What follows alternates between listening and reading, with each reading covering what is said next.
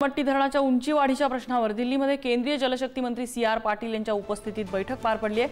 अलमट्टी धरणाची 2005 ची परिस्थिती कायम राहणार आहे। धरणाची उंची वाढवण्यासाठी कुठलंही बांधकाम सुरू करण्यात आलेलं नाही, अशी माहिती राधाकृष्ण विखे पाटलांनी दिली आहे। या बैठकीला महाराष्ट्रातील सर्वपक्षीय खासदार उपस्थित होते।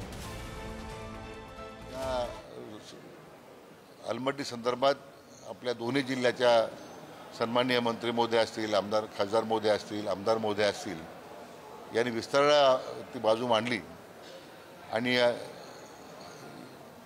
कुठल्याच परिस्थितीमध्ये धरणाची उंची वाढू द्यायची नाही, परवानगी द्यायची नाही, देऊ नये अशा प्रकारची विनंती केलेली आहे।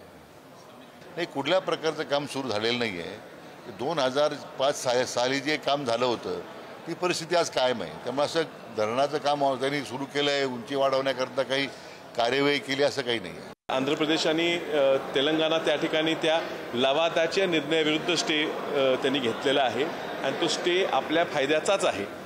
त्यामुळे तो तूर्त तरी त्या ठिकाणी कुठलंही बांधकाम सुरू नाही। काही महिन्यापूर्वी त्यांच्या कर्नाटक राज्याचे सर्वपक्षीय शिष्टमंडळ हे सुद्धा जलशक्ती मंत्री आणि त्यांच्या सर्व सहकाऱ्यांना भेटलं आणि पुन्हा एकदा एन्व्हायरमेंटल क्लिअरन्स आणि हे बांधकाम करायला परवानगी द्यावी ही विनंती केली। त्यांनाही तेच उत्तर देण्यात आलं की अजूनही सुप्रीम कोर्टात ही बाब प्रलंबित असणार, ह्याच्यावर काही आम्ही करू शकत नाही।